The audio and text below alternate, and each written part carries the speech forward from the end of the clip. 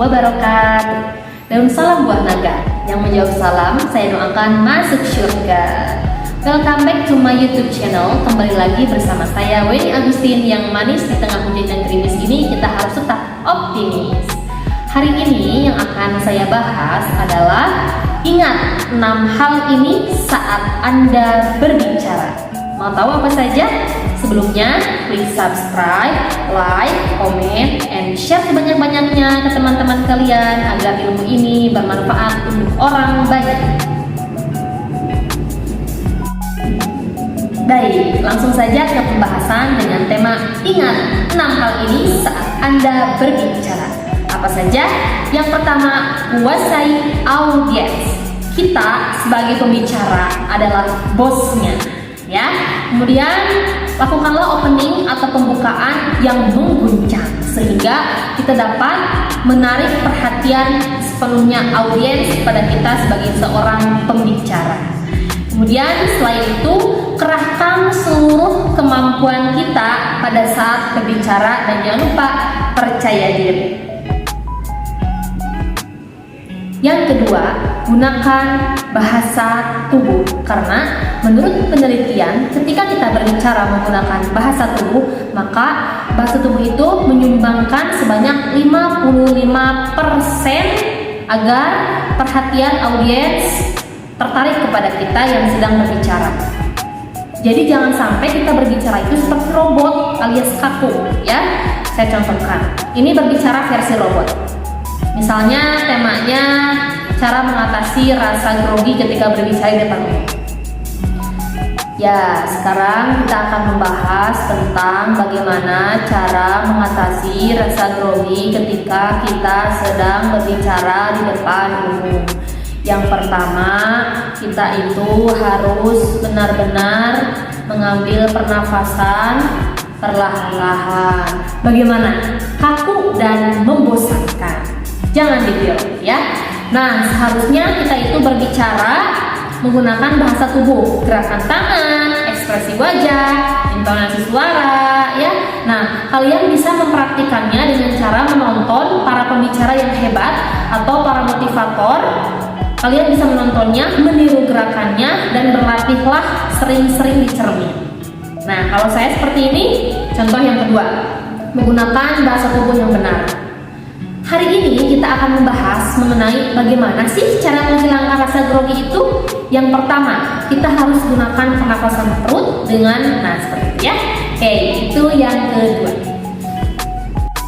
Yang ketiga, tampillah antusias. Hal ini telah dibahas di link sebelumnya. Silahkan kalian klik link di atas.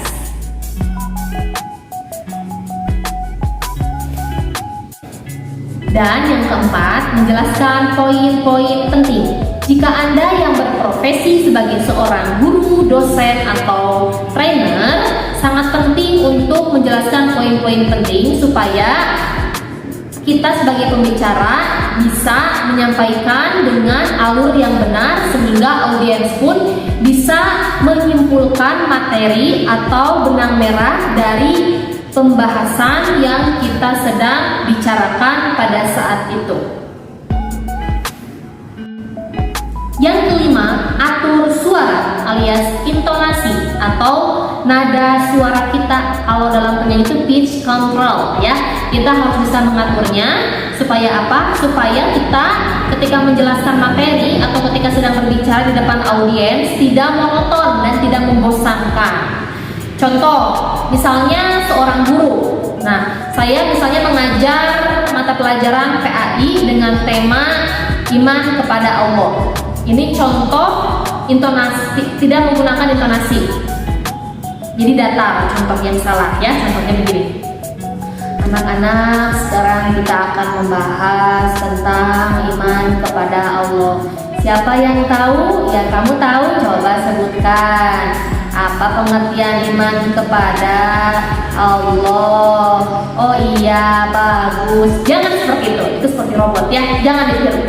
Harusnya kita menggunakan intonasi, nada suara seperti ini contohnya. Bagaimana anak-anak? Sehat semuanya? Hari ini kita akan membahas mengenai iman kepada Allah. Siapa yang tahu pengertiannya? Nah, jadi ada naik turunnya suara tapi jangan juga terlalu tinggi karena nanti terkesan marah ya. Jadi harus bisa mengatur pitch suara kita.